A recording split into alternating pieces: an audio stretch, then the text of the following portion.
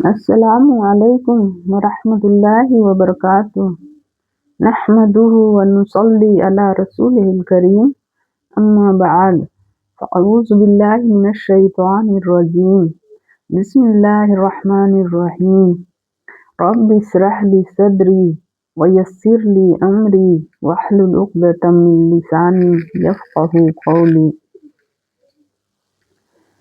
اس سے پہلے کے ایپیسوڈ میں ہم نے بتایا کہ صرف ایک بیٹی ہو تو کتنا حصہ بنتا ہے والدین کی وراثت میں، اگر دو بیٹی ہو یا دو سے زیادہ ہوں تو کتنا حصہ بنتا ہے، اگر بیٹا اور بیٹی دونوں زندہ ہوں تو کس طرح تقسیم ہوتا ہے، اگر ایک بیوی ہو تو کتنا حصہ بنتا ہے اپنے شوہر کی وراثت میں، اگر دو تین بیویاں ہوں تو کس طرح تقسیم ہوتا ہے، وغیرہ وغیرہ۔ آج کے ایپیسوڈ میں ہم سیکھیں گے کہ اگر بیوی مر جائے تو اس کی وراثتی جائیداد میں شوہر کا کتنا حصہ بنتا ہے۔ مان لیجیے کسی آدمی کی بیوی کا انتقال ہو جاتا ہے اور اس کے وارث میں اس کے والدین اور شوہر اور ایک بیٹا اور 3 بیٹی زندہ ہیں، اور اس مرنے والی خاتون کی کل جائیداد 4.5 لاکھ ہے، تو کس طرح تقسیم ہوگی؟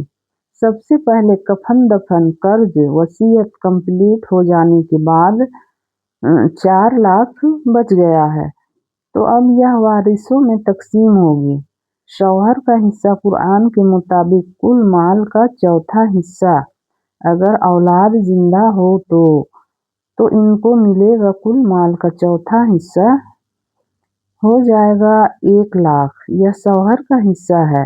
والدین کو ملے گا قرآن کے فیصلے کے مطابق کل مال کا 1/6 حصہ، اگر اولاد زندہ ہوں تو چونکہ ان کے بچے موجود ہیں تو باپ کو ملے گا 1/6 حصہ کل مال کا 66,666 روپیہ، ماں کو بھی اتنا ہی حصہ ملے گا، یعنی 66,666 روپیہ۔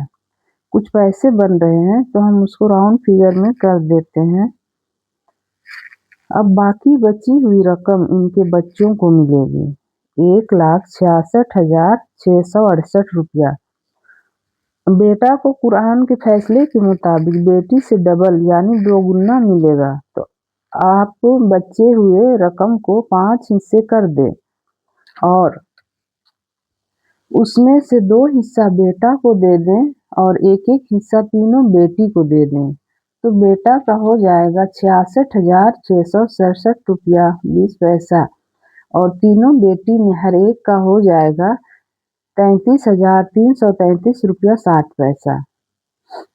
اگر آپ کو سمجھنے میں کہیں کوئی پریشانی ہو رہی ہو تو مجھے کامنٹ کر سکتے ہیں، یا ہو سکے مجھ سے ہی کہیں سمجھانے میں بھول چوک ہو جائے تو بھی آپ لوگوں کی ذمہ داری بنتی ہے کہ مجھے یاد دلائیں کہ کہاں پر کیا بھول ہوئی۔ ایسا نہیں ہے کہ ہم ایک بار بول دیں تو وہ پتھر کی لکیر بن گئی۔ انسان سے غلطی ہوتی رہتی ہے۔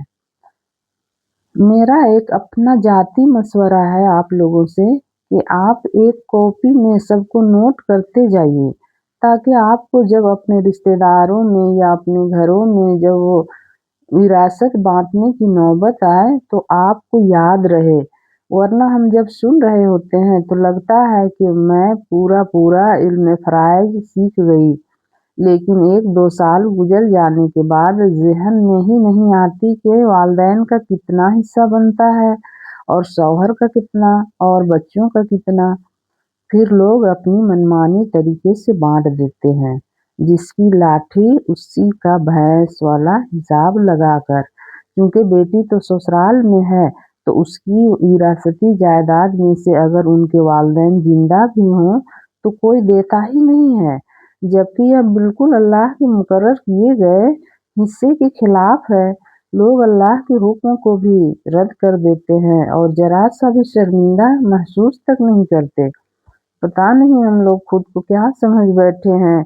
ہم زبانی دعویٰ تو کرتے ہیں کہ ہم اللہ اور اس کے رسولوں سے بہت پیار کرتے ہیں، اگر کوئی غیر مسلم کچھ شریعت کے خلاف کچھ بول دے تب ہم پکے اور سچے مسلمان بن جاتے ہیں اور نعرہ بلند ہو جاتا ہے کہ سر تن سے جدا۔ اور جب ہم خود رات دن اپنے عمل کے ذریعے اللہ اور اس کے رسول کی نافرمانی کرتے زندگی گزار رہے ہوتے ہیں تب تو پھر سب کچھ جائز ہو جاتا ہے، چونکہ یہ کام ہم سب مسلمان مل کر کر رہے ہوتے ہیں، اس لیے یہ کام شریعت کے خلاف نہیں بلکہ شریعت کے مطابق کہلاتا ہے۔ وہ آہ بھی کرے تو ہو جائے بدنام، ہم قتل بھی کرتے ہیں تو چرچا نہیں ہوتا۔